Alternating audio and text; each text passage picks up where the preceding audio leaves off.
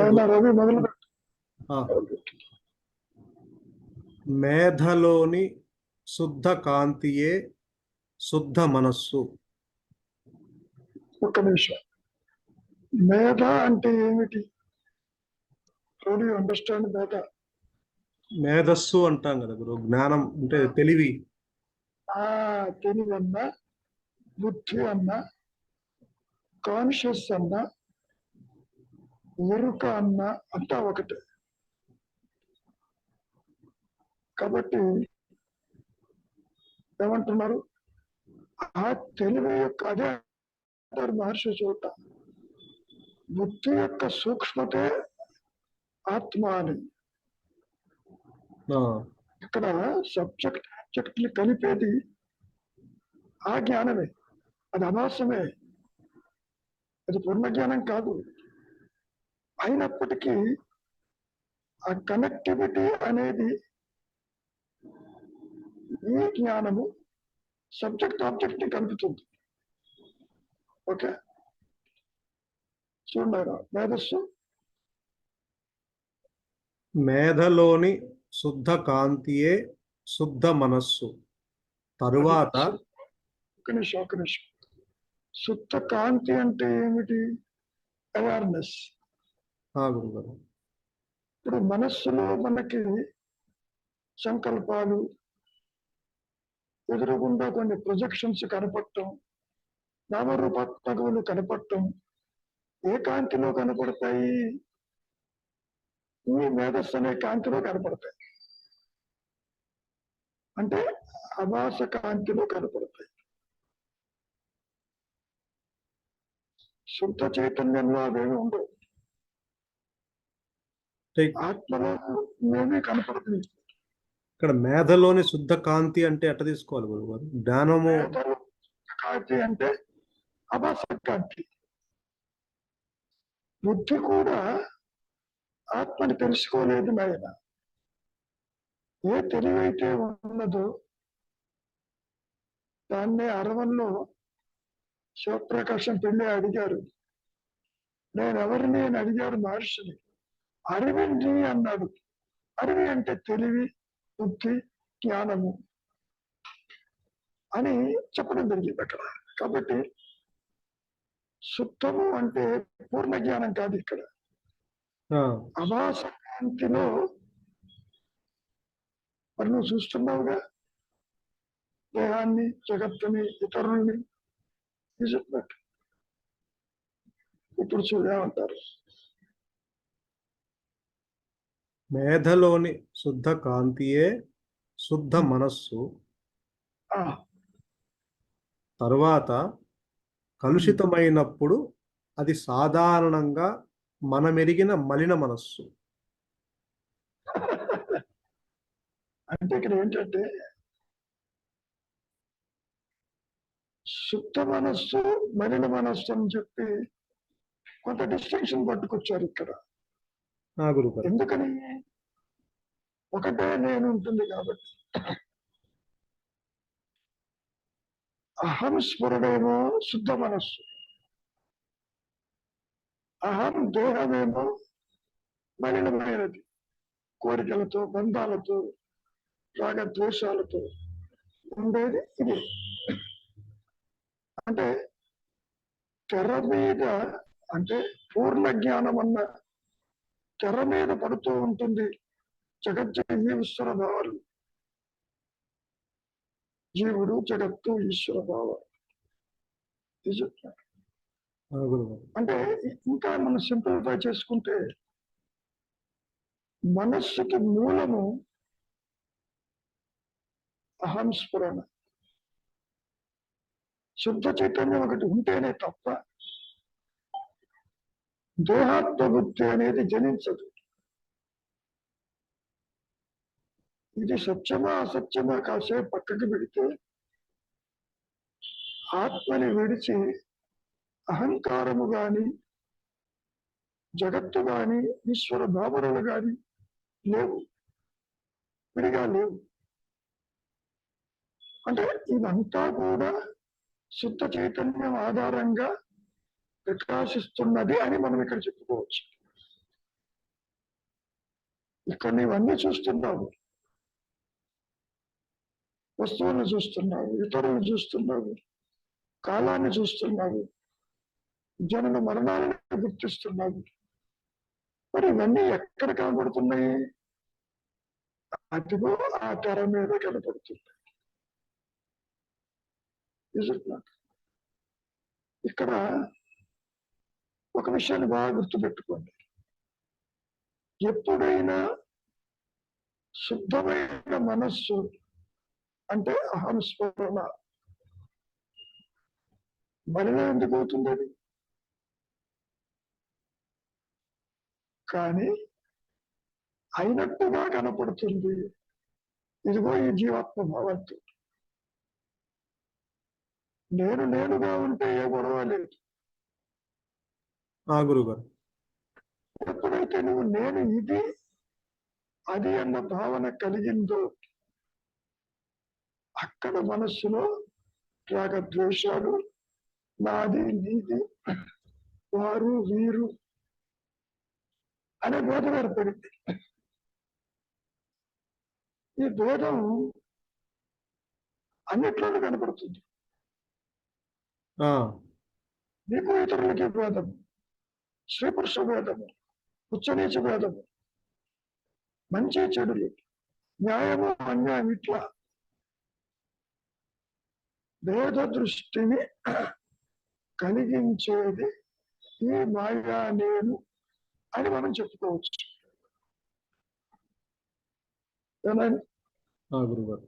ఇక్కడ కలుషితమైనప్పుడు అంటుంది, ఆ శుద్ధ చైతన్యము కలుషితం అయినప్పుడు అని చెప్తున్నారు. ఇక్కడ చైతన్యము కలుషితం కాదు, మనస్సు తాడు కలుషితం కాదు. ఎప్పుడు పూర్వశృతి వల్ల తాడుని పాముగా భావిస్తాం. ఇక్కడ కలుషితం అనే పదాన్ని మనం ఏ విధంగా తీసుకోవాలంటే తెర మీద బొమ్మ పడ్డప్పుడు కనపడుతుంది అన్నట్టుగా. తెరలో బొమ్మలు లేవు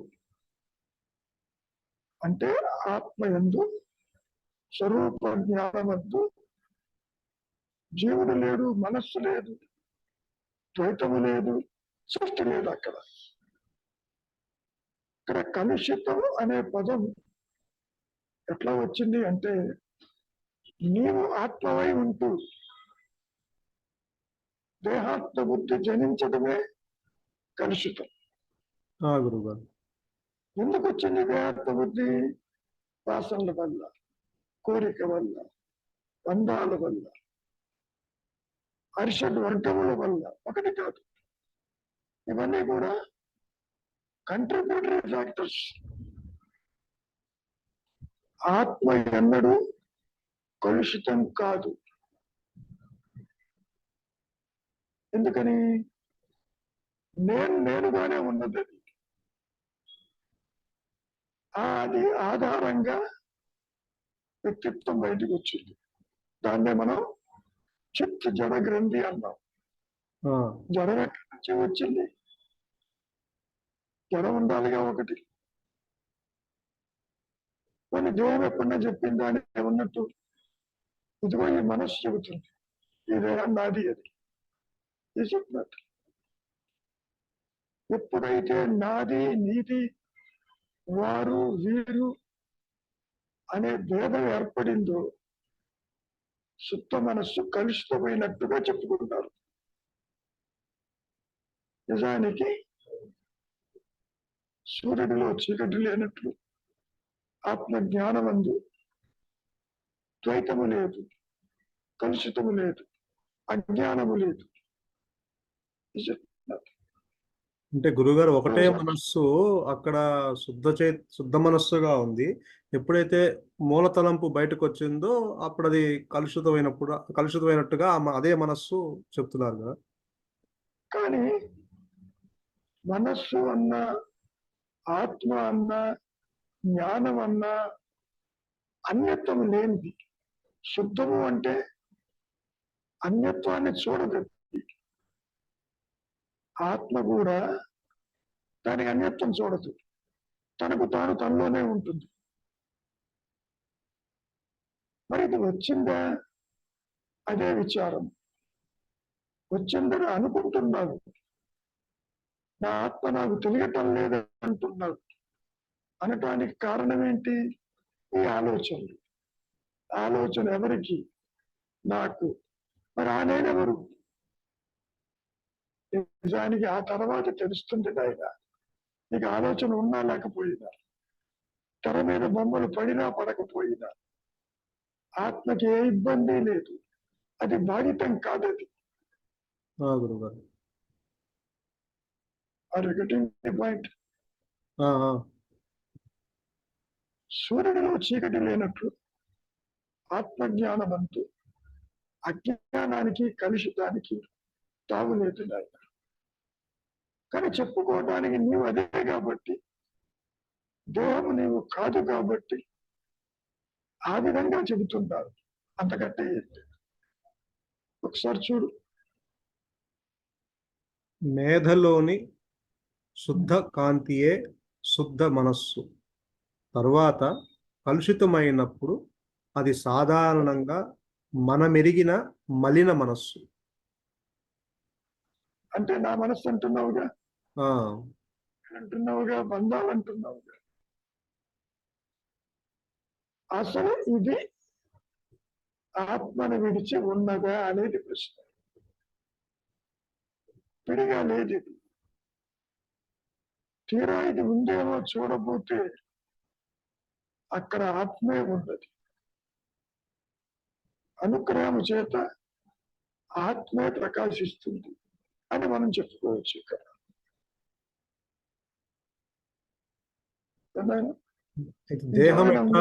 దేహం ఎట్టాగో మలినమో మనస్సు కూడా మలినమే. అది కూడా అంటే ఇది వికారాలు అవన్నీ కలిగి ఉన్నది కదా గురువు గారు. ఎందుకని? ఇది స్థూల దేహము, అది సూక్ష్మదేహం. మనస్సు కూడా ఒక దేహమే. స్థూల దేహంతో ఈ జగత్తును చూస్తున్నాము. సూక్ష్మదేహంతో వాసనలు, కోరికలు, స్వప్నావస్థలో నీవు అనుభవిస్తున్నావు. ఏ అవస్థగా అవస్థ సత్యంగానే ఉంటుంది. కానీ తురీయానికి వచ్చేసరికి ఈ మూడు అవస్థలు అదృశ్యమైపోతాయి, ఉండవు. ఏమిటా మూడు? జాగ్రత్త, స్వప్న, సుషుప్తం. ఓకే. కానీ ఆత్మ నుంచి ఏమైనా వచ్చినయ్యా? రాలేదు. వచ్చినట్టుగా కనపడుతుంది. తాడు నుంచి వచ్చినట్టు కనపడుతుంది. నీకు తెలిసినా తెలియకపోయినా ఉన్నానన్న శుద్ధ మనస్సు నుంచి పోని ప్యూరిఫైడ్ యుగ ఈజ్ ఆత్మే అన్నారుగా. మనస్సు అన్నా, ఎరుక అన్నా, జ్ఞానం అన్నా, ఆత్మ అన్నా, అహం స్ఫురణ అన్నా అంతా ఒకటే. అది ఆధారంగా ఇది కనపడుతుంది తప్ప దాని నుంచి ఏం రాలేదు. గురుగారు, ఇప్పుడు తాడు నుంచి పాము వచ్చిందే?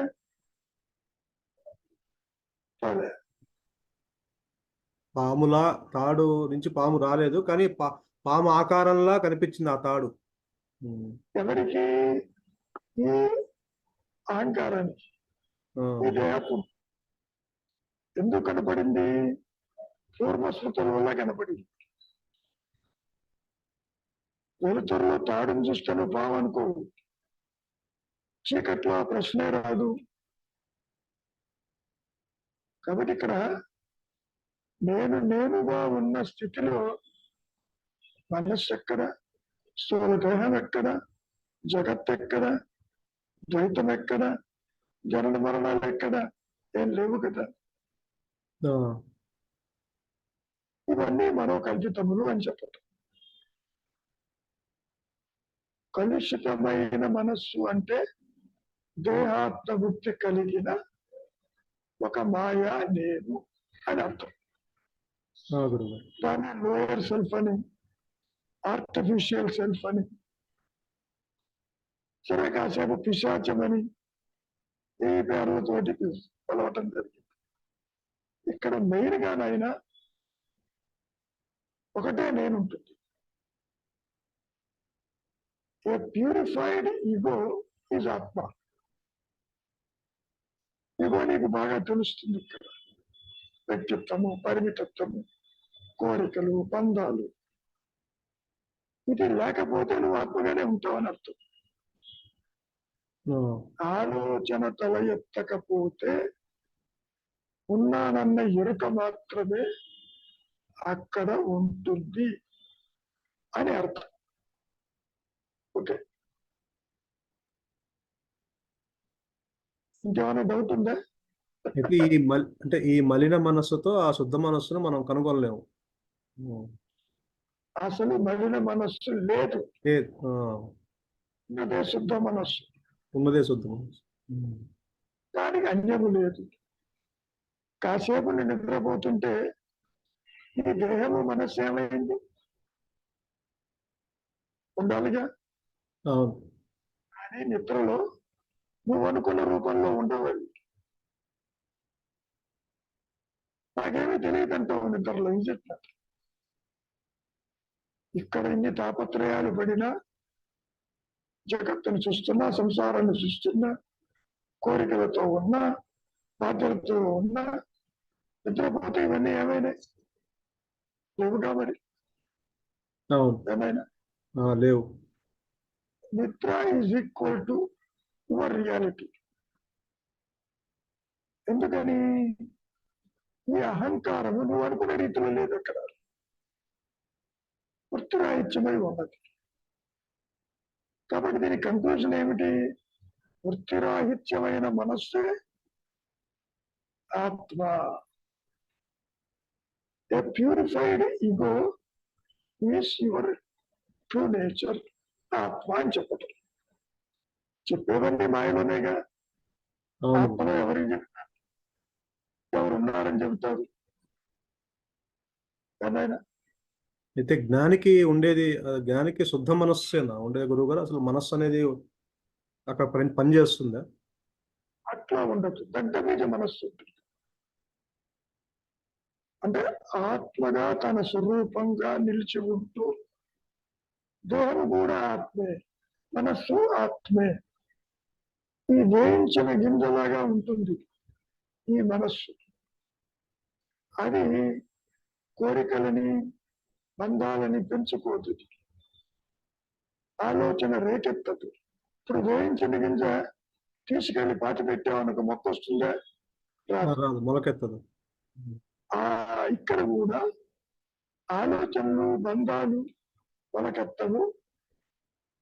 జ్ఞానికని అందాం కాసేపు కనబడుతూనే ఉంటుంది. దేహం, మనస్సు ఉంటుంది, అది దగ్ధబీజంగా ఉంటుంది.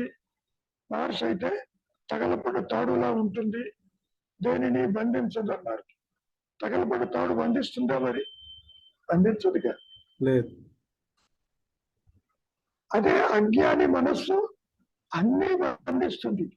నాదంటుంది, దుఃఖం అంటుంది, సుఖం అంటుంది, కావాలంటుంది, ఇది పోతే బాగుండంటుంది, అది ఉంటే బాగుండంటుంది. ఇట్లా లోక వ్యవహారం అంతా బంధిస్తూ ఉంటుంది ఈ మనస్సు, అహంకారం.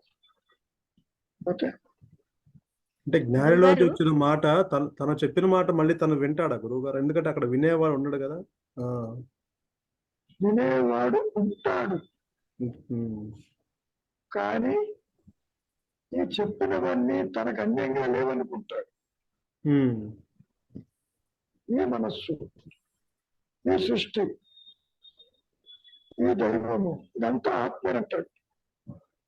ఇక్కడ ఒక విషయాన్ని బాగా స్పష్టం చేశారు మహర్షి గారు. జ్ఞాని, అజ్ఞాని ఇద్దరు కూర్చున్నారు అనుకో, అక్కడ కాస్త పాయసం వడ్డించారు, ఇద్దరు తిన్నారు పాయసం.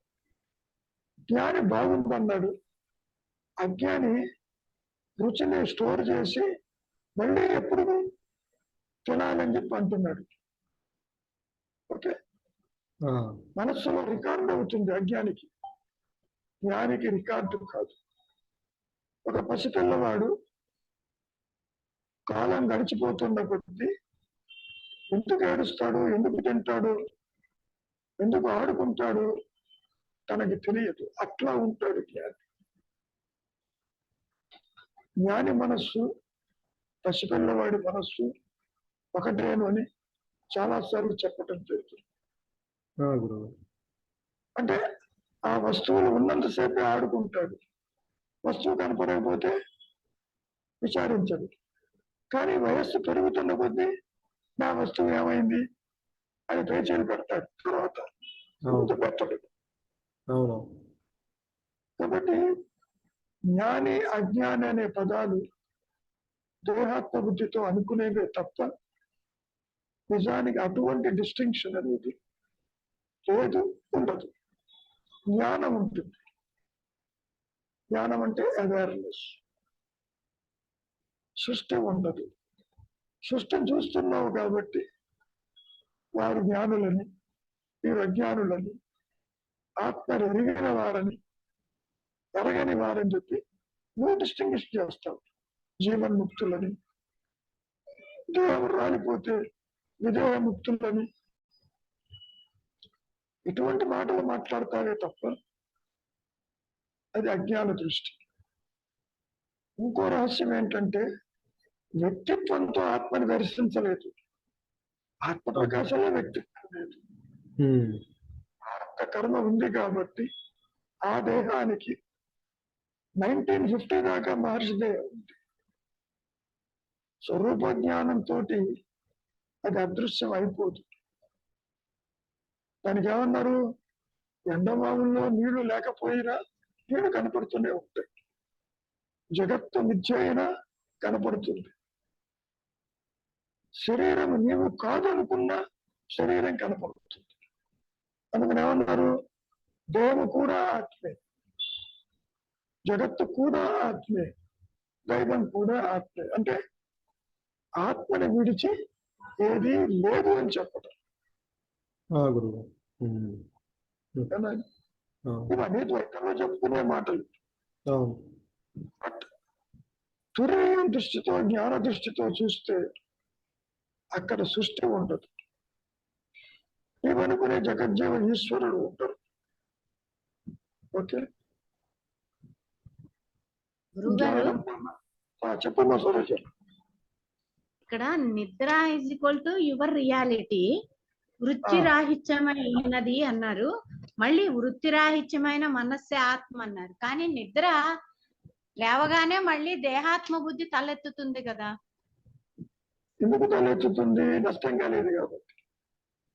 అదే గురువు గారు, మళ్ళీ అక్కడ అనుగ్రహంతో జ్ఞాన ప్రకాశం అయితేనే పూర్తిగా. అది కూడా జాగ్రత్త అవస్థలు, అదే మీరు చెప్పారు కదా గురువు గారు, అందుకని అడుగుతున్నా. అమ్మా, నిద్రలో ఉన్నది ఆత్మస్థితి, ఆత్మ తెలియకుండా ఉంటావు అక్కడ. అదే గురువు గారు, ఈ అహంకారము ఆనందమయ కోశంతో వాసనలు పెట్టుకుని ఉంటుంది. అవునండి, లయమై ఉంటుంది. నువ్వు అనుకున్న రీతిలో సరోజం ఉండదు అక్కడ. అవును గురువు గారు, అందుకని ఆత్మజ్ఞానం తెలియదు. కానీ జాగ్రత్త అవస్థకి రావాలి, ఇది నష్టం కావాలి, ఆత్మ ప్రకాశించాలి, దగ్గబీజ మనస్సు బయటికి రావాలి. అట్లా జరగవలసిన రియలైజేషన్ జాగ్రత్త అవస్థలో జరుగుతుంది. ఎందుకని? దానికి కారణం ఉంది. నీవు నీ పుట్టుక మరణము స్వప్నము నిద్రలో లేదు, జాగ్రత్త అవస్థలో ఉంది. జాగ్రత్త అవస్థలో పుడుతున్నావు, తల్లిదండ్రులు అంటావు, నేను ఆ పుట్టుక అంటావు, వారు మరణించారంటావు. ఇవన్నీ అవునండి. ఎక్కడంటున్నావు? జాగ్రత్త అవస్థలో అంటున్నావు. అహంకారం ఇప్పుడు స్థూల దేహంతో జగత్తును చూస్తూ, ఇతరులను చూస్తూ ఇక్కడ పుడుతున్నావు, పోతున్నావు. ఇది చెప్పినట్టు ఇదంతా సత్యం అనుకుంటూ. సత్యమైంది కూడా ఆ అవస్థకి. ఇతర దృష్టి ఆత్మ సత్యం. అవునండి. అమ్మా, కళ కూడా సత్యమే, ఓ మంచి అవును, ఆ కలగంటావు, అవస్థలో ఉన్నప్పుడు అది సత్యం అనిపిస్తుంది. మంచి కలగంటావు. ఎవరైనా డిస్టర్బ్ చేస్తే మంచి కళ పాడు చేశామని అనుకుంటారు. అవును, కలగనేటప్పుడు కూడా కళ సత్యముగానే అనుభవిస్తారు. అవును గురువు అదే గారు. విధంగా జాగ్రత్తావస్థ కూడా అనుక్షణము జరుగుతున్న సంఘటనలు నీకు సత్యంగా గోచరమవుతుంది.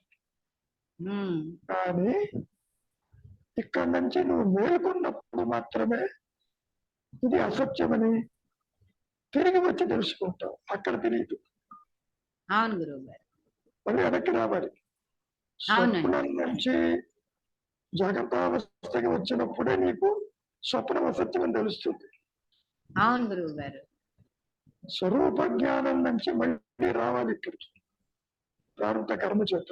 అప్పుడు చెబుతాడు జాగ్రత్తావస్థ కూడా అసత్యమే, ఆ, ఏ నిజం కాదు ఇది. కాబట్టి నిజమైన మెలకువ జాగ్రత్త నుంచి స్వరూప జ్ఞానానికి రావటమే మెలకువ. ఈ మెలకువ కాదు, ఆ గురువు. నిద్ర నుంచి వచ్చే మెలకువ అజ్ఞాన మెలకువ, అవునండి. ద్వైతం. కాబట్టి నిజమైన మెలకువ ఆత్మస్థితి. అది అనుగ్రహం చేతనే ప్రకాశించాలి, వేరే మార్గం లేదు. ఏమ్మా? అంటే ఇక్కడ వృత్తిరాహిత్యమైన మనస్సు ఆత్మ అన్నారు కదా, అంటే అవునమ్మా. వృత్తిరాహిత్యమైనప్పుడు ఎప్పుడూ ఆత్మస్థితిలోనే ఆత్మవే అన్నారు కదా, మరి అలాంటప్పుడు ఇక్కడ నిద్రలో మాత్రమే వృత్తి ఎందుకు రాహిత్యం అవుతుంది? ప్రారంభ కర్మ చేత. నిద్ర కూడా ఓకే. ఒక వృత్తి, అహంకారం. అవునండి. నిద్ర ఎంతసేపు పోవాలి? ఈ మాట కూడా మహర్షిని అడిగారు. నిద్ర హాయిగా అవును. ఉంటుంది, అక్కడే ఉండొచ్చు కదా అని. ఒక తల్లిదండ్రులు పంపిస్తుంది బయటికి, నువ్వు అనుభవించాలి బయట. కర్మ అవును గురువు గారు. చేయాలి, సుఖ దుఃఖాలు అనుభవించాలి. కాబట్టి నిద్ర నుంచి ఒక్క బయటికి పంపిస్తుంది.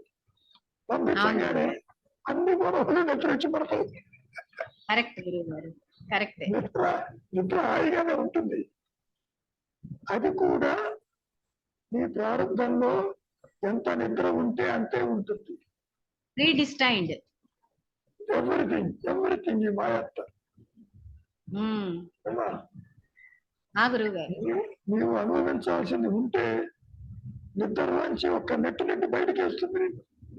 అవునండి, కరెక్టే గురువు గారు. కొంతసేపు పడుకుని నిద్రపోదామన్నా అది కుదరదు. ఎందుకని? కర్మలాచరించి సుఖ దుఃఖాలు అనుభవించాలి నువ్వు. అవునండి, అవునండి, ఇక్కడ ప్రారంభంలో ఉన్నదే అనుభవిస్తావు. కరెక్టే గురువు గారు. ఇంకా అవునండి. ఇక్కడ మేధలోని శుద్ధ కాంతియే శుద్ధ మనస్సు అన్నారు కదా గురువు గారు. మరి మేధ అంటే ఇక్కడ మేధ అంటే తెలివి. తెలివి అదే అన్నా బుద్ధి బుద్ధి కాదా అన్నా గురువు గారు? ఏదన్నా అంతా కూడా ఆ, ఎరుక కాన్షియస్నెస్. ఆ, ఇప్పుడు అది లేనిది నువ్వు సబ్జెక్ట్ ఆబ్జెక్ట్ గుర్తించలేదు. అవునండి. నీవు ఉన్న నిద్రలో ఎందుకు గుర్తించలేవు? ఎందుకు గుర్తించలేవు నిద్రలో? అక్కడ వృత్తి రాహిత్యమై ఉంది కాబట్టి గుర్తించలేను. వృత్తి రాహిత్యం కాకపోయినా గుర్తించలేవు ఇక్కడ ఆత్మని. జాగ్రత్త అవస్థలో ఆత్మని గుర్తించే కెపాసిటీ జీవుడికి ఉండదు. అవునండి. అందుకని ఇది కలుషితమైన మనస్సు అన్నారు. కలుషితము అంటే ద్వైతము, కలుషితము అంటే దేహాత్మ బుద్ధి. సో దేహాత్మ బుద్ధితో ఆత్మని తెలుసుకోవటం కుదరదు అని చెప్పటం. ఇక్కడ ఒక అవగాహనకి చెప్పిన మాట ఇది. శుద్ధ మనస్సు, అశుద్ధ మనస్సు, ప్యూరిఫైడ్ ఈగో అని. పోనీ అన్ప్యూరిఫైడ్ ఆత్మ అన్నది ఒకటి ఉండాలిగా. అవునండి, ప్యూరిఫైడ్ అంటే. అవును. కాబట్టి ఆత్మ అని ఎట్లా చెబుతాము? బోధించేది కాదు, అదే నీవై ఉన్నావు. అవునండి, అవునండి. నేను అంటే కాన్షియస్నెస్, పూర్ణ అవునండి. జ్ఞానం నేను అంటే. ఉమ్. ఎప్పుడైతే నేను సరోజనని భావన వచ్చిందో అక్కడ అది కలుషితం ఇంప్యూర్ అయిపోతుంది. అది ఇంప్యూర్ కాదు. ఆత్మ ఎన్నడూ ఇంప్యూర్ కాదు. అది ఎప్పుడు ప్యూరే. ఓకే. ఈ మాయ నేను బంధాల్లో చిక్కుకున్నట్టు అనిపిస్తుంది. అవునండి. విచారించినప్పుడు ఇది లేదని ఆత్మగా ఉండిపోతుంది. అట్లా గురువు గారు అర్థమైంది గురువు గారు. ఆత్మ ఎప్పుడు ప్యూరిటీని వదిలిపెట్టదు. కరెక్టే. ఆత్మ అన్నడు కలుషితం కాదు. అవునండి. సూర్యకాంతిలో చీకటి లేనట్లు అవునండి. ఆత్మజ్ఞానం అందు దేహాత్మ బుద్ధి అజ్ఞానానికి తాగులేదు. అవునండి. ఏదైనా రవి ఇంకేమైనా ఉందా? గురువు గారు అంటే ఇప్పుడు దేహము జ్ఞానికి దేహం ఉన్నంత వరకు, ప్రారంధం ఉన్నంత వరకు దేహం ఉంటుంది. అంటే ఇప్పుడు మీరు ఏమన్నారంటే ఇందాక నిద్ర కూడా ఈ ప్రారంధంలోనిదే కాబట్టి, సో అది ఎప్పుడు జారుకోవాలి, ఎప్పుడు మెలకు రావాలనేది ప్రారంధం ప్రకారం జరుగుతుంది అంటారు. మరి జ్ఞానికి వృత్తులు ఉండవు కదా, మరి ఈ నిద్ర అనే ప్రారంధం వర్తించదు కదా అక్కడ. నిద్రపోయేవాడు ఉండడు, చూచేవాడికి నిద్రపోతున్నట్టు అనిపిస్తుంది. నడిచేవాడు ఉండడు, నడుస్తున్నట్టుగా అనిపిస్తుంది. కర్మలు ఆచరించేవాడు ఉండడు, ఆచరిస్తున్నారని నీకు అనిపిస్తుంది, వారికి అనిపించదు. అందుకనే మన జ్ఞాని is walking on the road, he is measuring the sky అన్నాడు. చూచే వాళ్ళకి అనిపిస్తుంది. తనకి నేను చేస్తున్నాను, ఈ పనంతా చేయాల్సి వచ్చిందని అనుకునేవాడు ఉండడు జ్ఞానికి. నువ్వు అనుకుంటున్నావు మహర్షి కొండ చుట్టూ తిరుగుతున్నాడు, అరుణాచలంలో ఉన్నాడు, పొద్దున్న పనులు చేస్తున్నాడు అని నువ్వు అనుకుంటున్నావు. జ్ఞాని చేసినా చెయ్యని వాడే, నడిచినా నడవని వాడే, చూచినా చూడని వాడే, విన్నా వినని వాడే. ఇది మీకు అర్థం కాదు. ఎందుకని? నీవుగా నిలిచినప్పుడే అర్థమవుతుంది. ఆ స్థితిలో ఉన్న వాళ్ళకే అది అర్థం అవుతుంది. అది సంగతి. ఆ స్థితి ఉన్నది ఒకటే ఉంటుంది.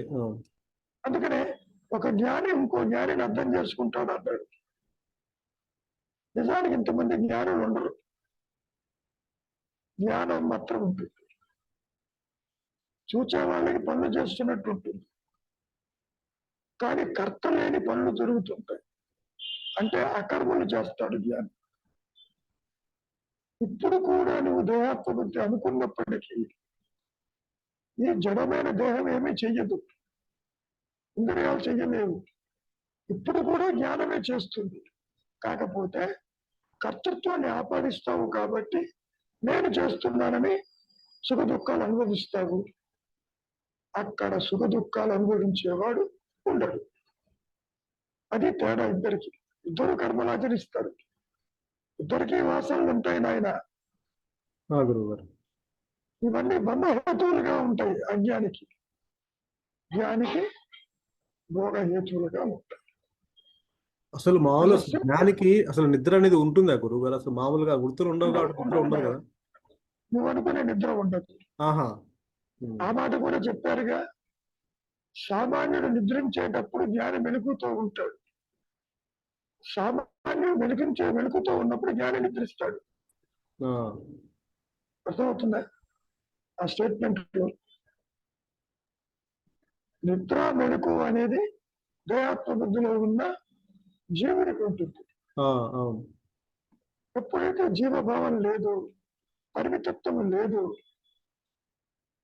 దేహం ఉన్నప్పటికీ తాను ఆత్మగానే ఉంటాడు కాబట్టి దేహంతో సంబంధం ఉండదు. సంబంధం అంటే ఉంటుంది, తింటాడు, తిరుగుతాడు, మాట్లాడతాడు, ఎన్ని పనులు చేసినా ఆత్మను విడిచి ఉండదు. విటుండి ఆత్మే ఉంటుందని భావిస్తాడు. చేతికి ఆ వ్రణం వచ్చింది కదా, మీరు దాన్ని నయం చేసుకోలేరా అని అడిగారు. చేసుకోవచ్చు కానీ చెప్పేవాడు లేడే అన్నాడు పెద్ద. ఆ మాట కూడా చెబుతూ అన్నాడు, చెప్పేవాడు లేడే. ఆ, అంటే ఇది కావాలి, ఇది చెయ్యాలనేవాడు లేడు. అట్లా ఉంటుంది స్వరూప జ్ఞానము ఎరిగి దేహమున్న జీవన్ముక్తుల యొక్క స్థితి. ఏమైనా గురుగారు. ఇంకేమైనా ఉందే? కాసేపట్లో అదృశ్యం అయిపోతుంది.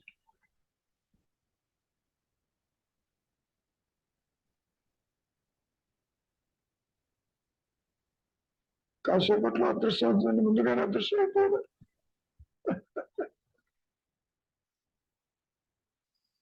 ఉన్నారా? ఇంకేమైనా ఉంటే చెప్పు. అయ్యా మూర్తి గారు ఉన్నారుగా, చెప్పండి.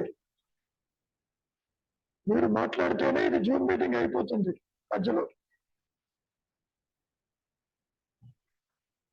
మీరు అన్మ్యూట్ చేసుకోండి.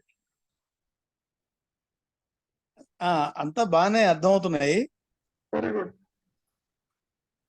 అయితే నేను అదే అనే సహజ స్థితి అలాగే అనిపిస్తుంది. నేను ప్రత్యేకంగా చైతన్యం అదే కదా, నేను దానికి తేడా లేదు అనే అనే అనుకుంటున్నాము. ప్రత్యేకమైన ప్రయత్నం ఏం చేయాలి? ఏం లేదు, అనుకోవటం కాదు. నేను అదే అని అనుకోవటం కాదు. అదిగా ఉండనప్పుడు ఇది అది అనుకునేవాడు ఉండడు. అది పాయింట్. అదిగా ఉన్నప్పుడు అంటే ఎరుకగా ఉన్నప్పుడు నేను ఇది అది అనుకునేవాడు ఉండడు. అంటే అదే తేడా. అంతేగాని నేను దేహము కాదు, నేనంటే అదేను అని అనుకోవటం కాదు. ఉన్నదేది లేనిదేది. ఉన్నది ఎరుక, లేనిది సృష్టి. సృష్టిలో నువ్వు కూడా ఒక భాగమేగా. దేహత్వబుద్ధితో చూస్తున్నావు సృష్టి, స్థూలదేహంతో చూస్తున్నావు, సూక్ష్మదేహంతో కవలగొంటున్నావు. కాబట్టి నేనుగా ఆల్రెడీ ఉన్నావు. ఆలోచన వచ్చినప్పుడే మూలము తెలియక అన్యత్వాన్ని తెలుసుకుంటున్నావు. అదొకటి తేడా. మూలము తెలిసిన తర్వాత కూడా ఇవి కనపడతాయి. దేహము జగత్తు కూడా కనపడుతుంది. కానీ ఆ మనస్సు ఏమనుకుంటుంది? ఇదంతా ఆత్మలోనిదే, విడిగా లేదు పమ్మంటుంది.